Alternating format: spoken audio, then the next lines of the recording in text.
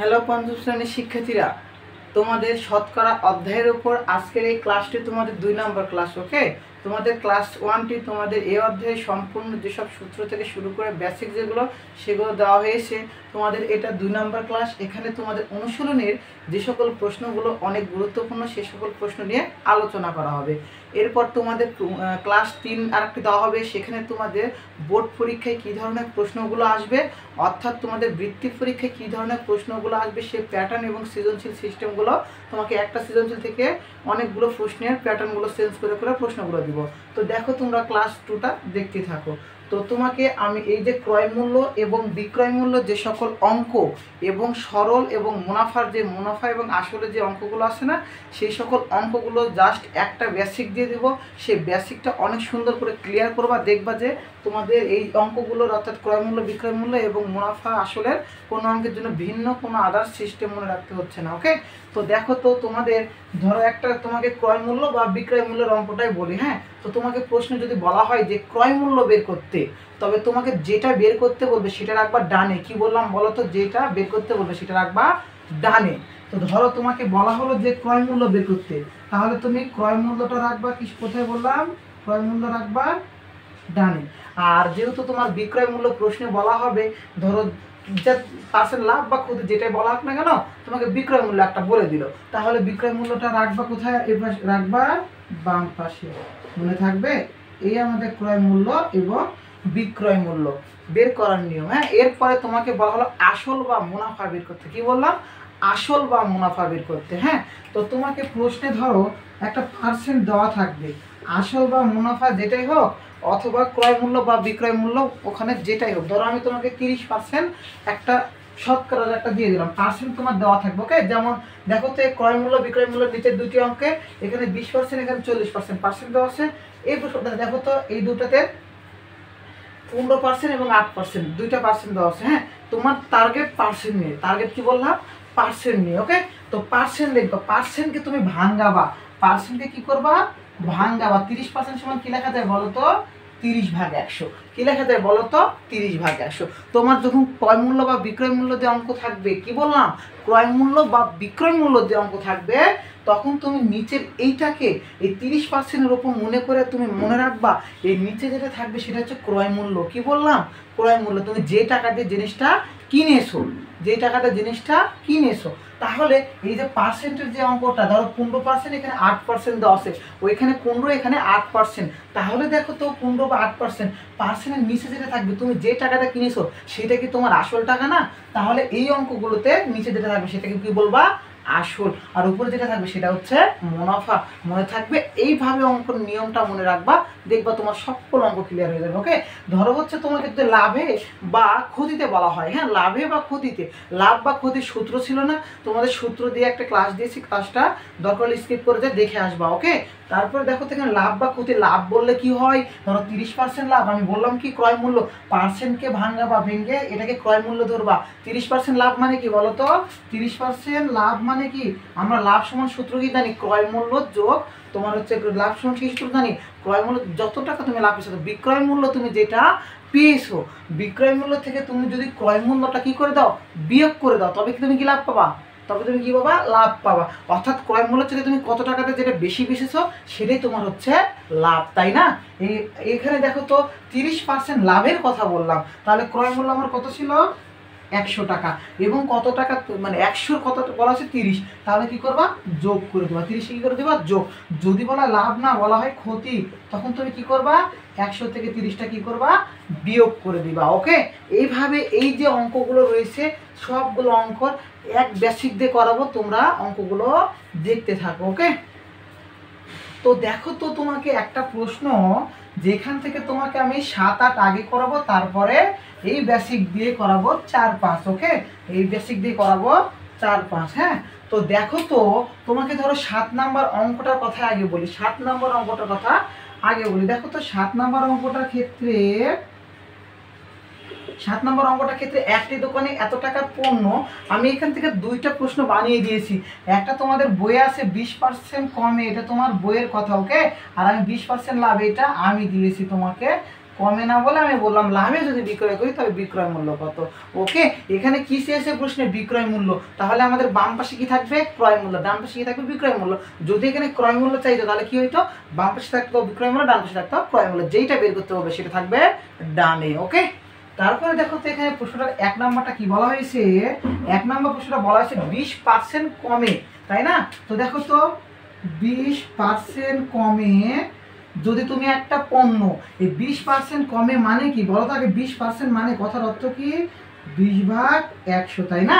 20/100 মানে ক্রয় মূল্য 100 টাকা, তোমার হচ্ছে 100 কত টাকা হয়েছে 20 টাকা। তাহলে দেখো কমে মানে কি কথা, 20% কমে মানে ক্ষতি, একটু আগে দেখালাম না ক্ষতি, তাহলে কি হবে 20% কমে বিক্রয় মূল্য, 20% কমে বিক্রয় মূল্য। বলো তো 20% কমে বিক্রয় মূল্য কি হবে, 100-র সাথে 20টা কি হবে বলো, 100-র সাথে 20টা আমাদের কি হবে বিয়োগ হবে, তাই না। তাহলে কি লিখবা বলো তো, 100 থেকে 20 বাদ দিলে 80 টাকা, তাই না, 80 টাকা। এই হলো তোমার 20% কমে বিক্রয় মূল্য। প্রশ্নে কি বের করতে বলা হয়েছে, বিক্রয় মূল্য কত। তাহলে তুমি কি লিখবা বলো তো, আর এই অঙ্কগুলো বললাম একটু আগে, ক্রয় মূল্য আর বিক্রয় মূল্য সবসময় সম্পর্ক রাখবা। দেখো তো এই অঙ্কটাতে ক্রয় মূল্য কত টাকা, এই অঙ্কগুলোতে সবসময় করবা কি ধরি লিখে নিবা। ওকে, ধরি ক্রয় মূল্য কি করবা, অঙ্কগুলোতে কি করবা ধরি ক্রয় মূল্য 100 টাকা। আচ্ছা, তাহলে তো আমি 100 টাকা থেকে কি করতে পারবো বাদ দিতে পারবো। তাহলে বলো তো অঙ্কটাকে এইভাবে লিখবা, ক্রয় মূল্য এত টাকা হলে বিক্রয় মূল্য এত টাকা, যদি ক্রয় মূল্য বের করতে বলে বলবা বিক্রয় মূল্য এত টাকা হলে ক্রয় মূল্য এত টাকা। ওকে, তাহলে আমি কি লিখবো বলো তো, ক্রয় মূল্য কত 100 টাকা হলে, ক্রয় মূল্য এত টাকা হলে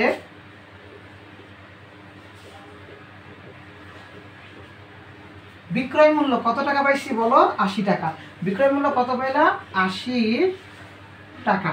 তাহলে এখানে ক্রয় মূল্য 1 টাকা হলে বিক্রয় মূল্য কি হবে বলো তো 80/100 টাকা, তাই না, 80/100 টাকা।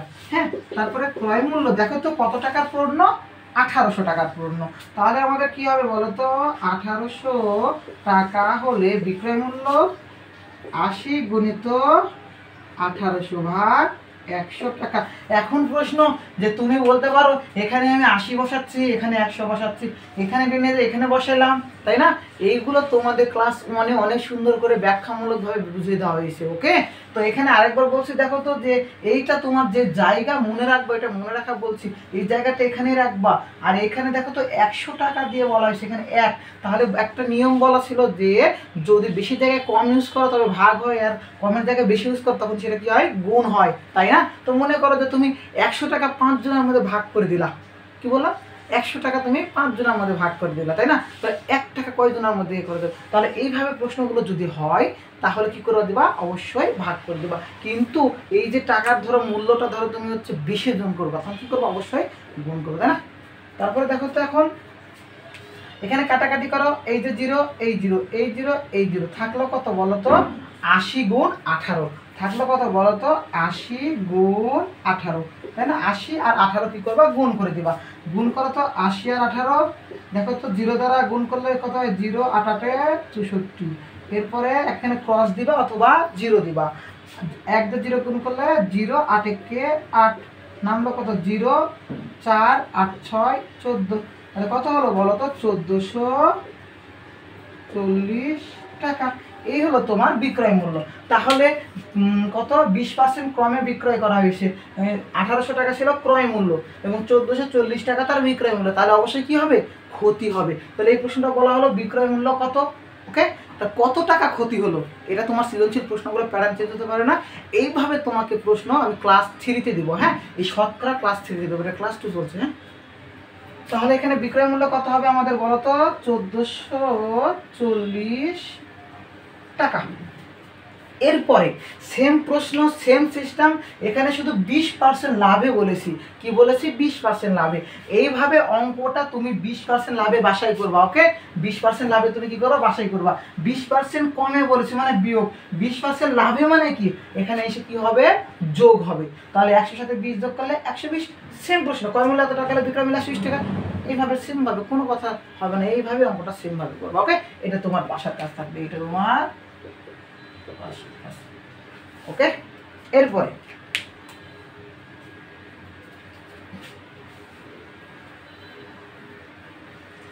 দেখো, এরপরে দেখো 7 নাম্বারটা আমাদের শেষ, 7 নাম্বারটা শেষ।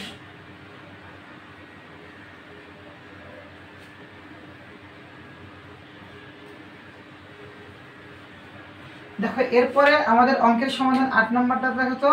এবার 8 নাম্বার প্রশ্নটা দেখো তো, যে বলা হয়েছে একজন বিক্রেতা 40% লাভে এত টাকায় সবজি বিক্রয় করলেন, সবজির ক্রয় মূল্য কত? আমরা পূর্বের অঙ্কে কি বের করেছিলাম? বিক্রয় মূল্য। এই অঙ্কে আমরা কি বের করব? ক্রয় মূল্য। ওকে, এটাতে বের করেছি বিক্রয় মূল্য, এটাতে বের করব ক্রয় মূল্য। বিক্রয় মূল্য বের করার জন্য আমরা কি করেছিলাম? বিক্রয় মূল্যটাকে ডানে রাখছিলাম। এটাতে ক্রয় মূল্য বের করবো, সেজন্য ক্রয় মূল্যটা কি করবো? ডানে রাখবো, তাই না? তো এখানে দেখো তো লাভ না ক্ষতি, লাভের কথা বলা হয়েছে। তাহলে সেম ভাবে তুমি প্রশ্নে কি করবা? ক্রয় মূল্যটা কি করবা? ধরে নিবা। লিখবা যে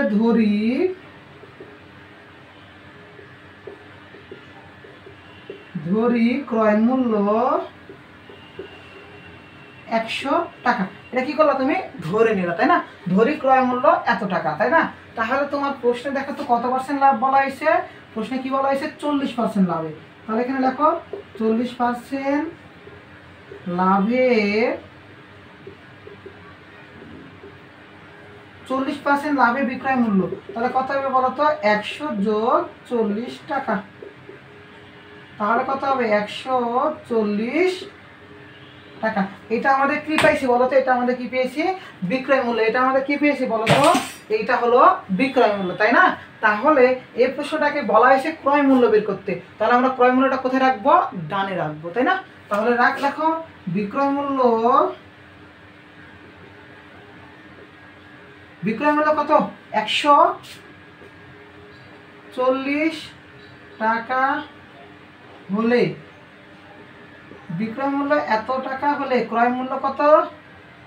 100 টাকা, 800 টাকা। ওকে, তারপরে বিক্রয় মূল্য 1 টাকা হলে ক্রয় মূল্য 100 ভাগ 140 টাকা, তাই না? যেভাবে নিয়ম সেইভাবে 140-এর জায়গায় 1 বসেছে, 100 তার জায়গায় ধরে রেখেছে, আর 140টা কি হয়ে যাবে? ভাগ হয়ে যাবে। বিক্রয় মূল্য কত টাকা বলো তো? এত পার্সেন্ট লাভে কি করা হলো? বিক্রয় করলেন। তাহলে বিক্রয় মূল্য কত? 6300 টাকা হলে 100 গুণিত 6300 কি হয়ে যাবে বলো তো? গুণ হয়ে যাবে। নিচে আছে 140, 0 0 কাটা। তাহলে দেখো তো নিচে থাকলো কত? 14, আর উপরে থাকলো কত? 100, তাই না? এবার এটাকে তুমি কাটাকাটি করলে করতে পারবে। হ্যাঁ, এভাবেও করতে পারো, কোনো সমস্যা নেই। দেখো তো 7 দুগুণ কত হয়? 14 হয়। 7 নং কত হয় বলো তো? 7 নং 63, 7 নং 63। আর এখানে একটা 0 ছিল, সেজন্য এখানে একটা কি করলাম? 0 ইউজ করলাম। ওকে, এরপরে দেখো তো 2 একে 2, 50 দুগুণ কত হয়? 100, 50 দুগুণ কত হয়? 100। তাহলে ওখানে অঙ্কে কি থাকলো বলো তো? 50 গুণিত 90 টাকা, তাই না? তাহলে গুণ করলে কত হয়? 5 নং 45, আর কয়টা 0? 2টা 0 টাকা, তাই না? তাহলে কত হলো? 4500 টাকা। তাহলে সবজিটির ক্রয় মূল্য আমাদের কত ছিল? সবজিটির ক্রয় মূল্য কত ছিল? 4500 টাকা, তাই না?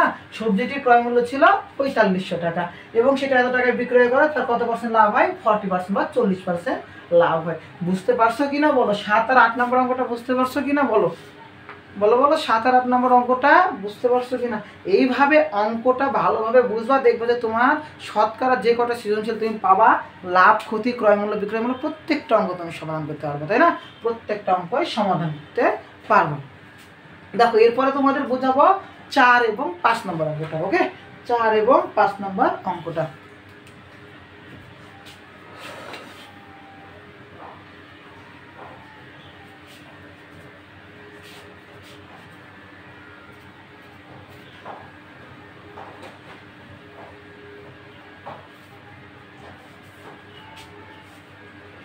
হ্যাঁ দেখো, তাহলে এই পূর্বের অঙ্কগুলোতে আমি কি বলছিলাম বলতো, যে অঙ্কটা দেখে বুঝতে হবে যে এখানে ক্রয় মূল্য বিক্রয় মূল্য আসল না মুনাফা, যেটা বের করতে বলবে সেটা ডানে রাখবো এবং প্রত্যেকটা অঙ্কের পার্সেন্টের দিকে তাকাবো। কার দিকে? পার্সেন্টের দিকে তাকাবো। যেটা নিচে থাকবে সেটা ক্রয় মূল্য বা আসল, তাই না? ক্রয় মূল্য বা আসল। তাহলে দেখো তো এখানে 4 নম্বর অঙ্কটাকে সমাধান করি। দেখো তো 4 নম্বর প্রশ্নটা কি আছে বলো, যে বার্ষিক 15% মুনাফায়, যে কথা বলা আছে আগে আমি সেটা লিখে নিলাম। ওকে, 15% মুনাফায়। আচ্ছা, এখানে বার্ষিক কথা বলা হয়েছে। বার্ষিক মানে কি বলতো? 1 বছর। বার্ষিক মানে কি? 1 বছর। ওকে, তাহলে এখানে 15% মুনাফা, এটাকে আমরা লিখতে পারি কি বলতো? 15/100। কি লিখতে পারি? 15/100। এখানে 100টা কি বললাম একটু আগে বলো? 100টা কি বললাম? আসল। আর 15টাকে কি বললাম? 15টা হচ্ছে আমাদের মুনাফা, তাই না? 100টা হচ্ছে আসল এবং 15টা কি? মুনাফা। তাহলে বলেছে যে বার্ষিক 15% মুনাফায় কোনো ব্যাংক থেকে কিছু টাকা ঋণ নিয়ে 1 বছর পর তাকে 1680 টাকা কি দেওয়া হলো? মুনাফা দেওয়া হলো। আসল কত ছিল, তাই না? বের করতে বলছে কি? আসল বের করতে বলছে। তার আসলটা কোথায় রাখবো? ডানে রাখবো। ওকে, বুঝতে পারছো? তাহলে তুমি অঙ্কটা কিভাবে লিখবা? লিখবা যে মুনাফা 15 টাকা হলে আসল কত টাকা বলো? মুনাফা 15 টাকা হলে আসল কত টাকা বলো? আসল হলো 100 টাকা। মুনাফা 15 টাকা হলে আসল 100 টাকা। তাহলে যেভাবে করাইছি, মুনাফা 1 টাকা হলে আসল 100/15 টাকা। এরপরে মুনাফা কত টাকা বলেছে দেখো তো? 1680। তাহলে মুনাফা কত টাকা? 1680 টাকা হলে 100 গুণ 1680/15।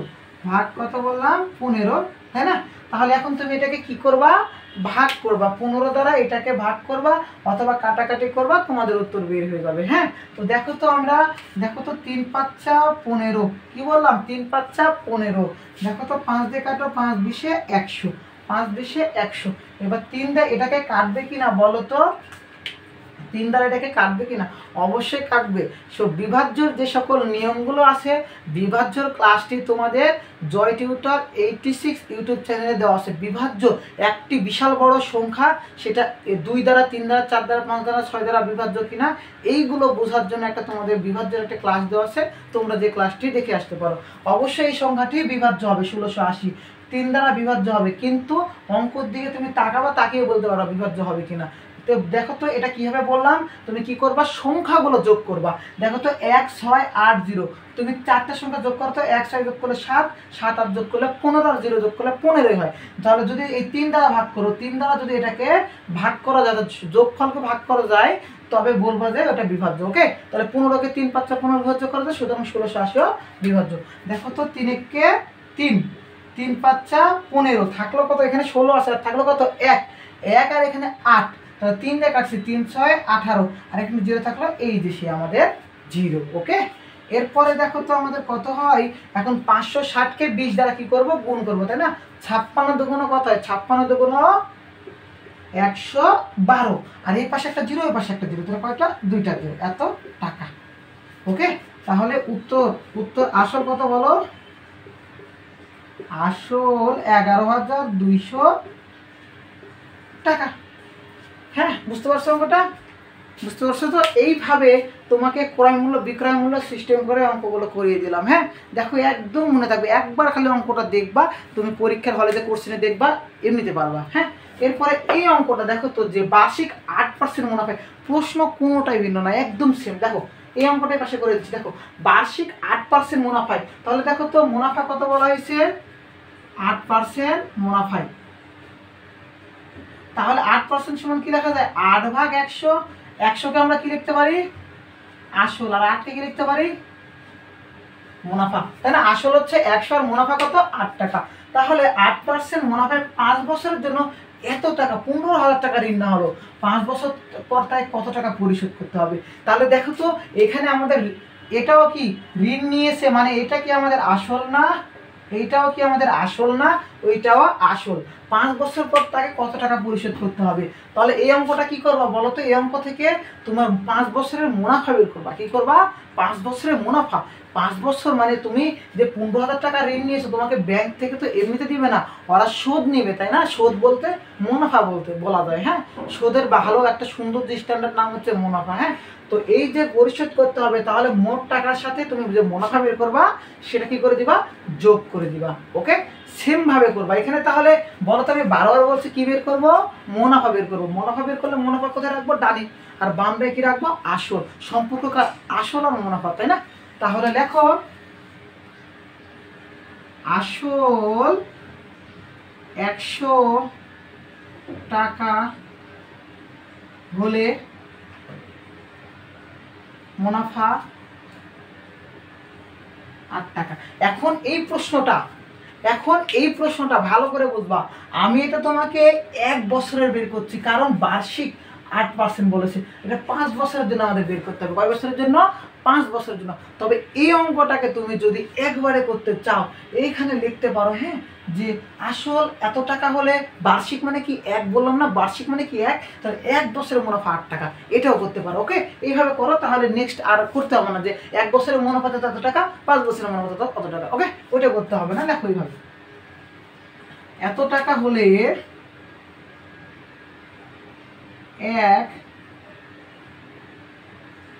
এক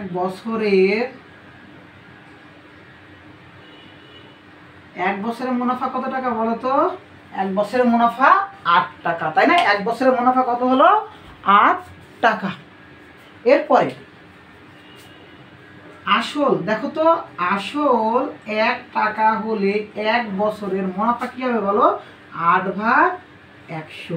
8/100। এরপরে আসল কত টাকা? 15,000। কত বলো? 15,000 টাকা হলে কয় বছরের মুনাফা? কয় বছরের? 5 বছরের। তাহলে 5 বছরের মুনাফা কি হবে? 8 গুণিত 15,000 গুণিত কয় বছর? 5 বছর। ভাগ আমাদের কত? 100। এই যে 0 কাটা, এই যে 0 কাটা, এই যে 0 কাটা, এই যে 0 কাটা। এখন উপরের যেটা থাকলো সেটা গুণ করবা, সেইটা তাহলে তুমি কি পাবা? মুনাফা পেয়ে যাবা। তাহলে কি পাবা? মুনাফা। তাহলে গুণ করো তো, 5 দিয়ে 8কে গুণ করলে কত হয়? 5 8 40। 40-এর সাথে 150 গুণ করো, 40-এর সাথে 150 গুণ করো। 4 পূর্ণাঙ্ক কত? 60। বলো তো, একবার করে দেখো। 8 গুণিত 5 গুণিত 15, 150, 15টা। 5 5 কত? 40 গুণিত 50। দেখো তো, এখানে তুমি 15 আর 4কে গুণ করো। 4 পূর্ণাঙ্ক কত? 4 পূর্ণাঙ্ক 60। এখানকার একটা 0, এখানকার একটা 0। তাহলে কত হলো বলো? 6000। কত হলো বলো তো? 6000 টাকা। তাহলে আসলে এত টাকা হলে 5 বছরের, দেখো তো, 15,000 টাকায় 5 বছরের মুনাফা তাকে কত দিতে হবে? যদি সে ব্যাংক থেকে যদি 15,000 টাকা উঠায়, তবে তাকে 5 বছরের মুনাফা দিতে হবে 6,000 টাকা। 6,000 টাকা তাকে কি করতে হবে? মুনাফা দিতে হবে। ওকে, তাহলে তাকে প্রতি মাসে কত টাকা দিতে হয়? প্রতি মাসে কত দিতে হয় বলো তো? 1200 টাকা, তাই না? এখন 5 বছরের মুনাফা কত পাইলাম? 6,000 টাকা। তাকে 5 বছর পর কত টাকা পরিশোধ করতে হবে? 5 বছর পর তাকে পরিশোধ করতে হবে। তাহলে এখানে লিখবা যে পরিশোধ করতে হবে। 5 বছরের মুনাফা কত? 6,000। আর ঋণ নিয়েছিল কত? 15,000। তাহলে ঋণ নিয়েছিল 15,000 সাথে 6,000টা কি হবে আমাদের? যোগ হয়ে যাবে। তাহলে 15 আর 6,000 যোগ করলে কত হয় বলো তো? 15 6 21,000 টাকা। এই হলো তোমার উত্তর, হলো 5 নম্বরের। ওকে, এই হলো তোমার 5 নম্বরের অঙ্কের উত্তর। বুঝতে পারছো কি না বলো? এইভাবে প্রশ্নের প্যাটার্নগুলো হবে। হ্যাঁ, ধরো এই প্রশ্ন থেকে বলা হলো 1 বছরের মুনাফা কত টাকা, ক নম্বরে বলা হলো। খ নম্বরে বলা হলো 5 বছরের মুনাফা কত, আর গ নম্বরে বলা হলো যে 5 বছর পর কত টাকা পরিশোধ করতে হবে, বা বলা হলো 10 বছর পর কত টাকা পরিশোধ করতে হবে, তাই না? এইভাবে প্রশ্ন প্যাটার্নগুলো চেঞ্জ করা হয়। আদারওয়াইজ কোনো প্রশ্ন প্যাটার্ন কোনো ভিন্নতা হয় না। এইভাবে প্রশ্ন প্যাটার্নগুলো চেঞ্জ করতে হয়। তোমরা যারা প্রশ্নগুলো ধরতে পারো তারা পরীক্ষায় ভালো করো, যারা ধরতে পারো না তারা পরীক্ষায় একদম খারাপ করো। শতকরা আহামরি কঠিন না, জাস্ট প্র্যাকটিসের ওপর শতকরা অঙ্কটা। হ্যাঁ, শতকরার আর 2-1টা অঙ্ক দেখিয়ে দিব, দেখো তো তোমরা।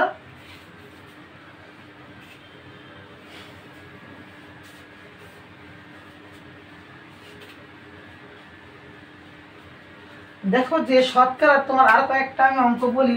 যে ধরো তোমাকে বলা হলো এই যে আমি মার্কার যে লিখছি তাই না, এইটা হ্যাঁ এই মার্কার তোমাকে আমি বললাম যে বাজার থেকে আমি 50 টাকা কিনে 56 টাকা বিক্রি করলাম, মার্কেট করলাম, হ্যাঁ মার্কেটিং বার করাচ্ছি, বুঝতে পারলাম। একটা ধরো মার্কার আমি 50 টাকায় কিনে 50 টাকায় ক্রয় করে 56 টাকায় বিক্রয় করলে কত পার্সেন্ট লাভ হয়?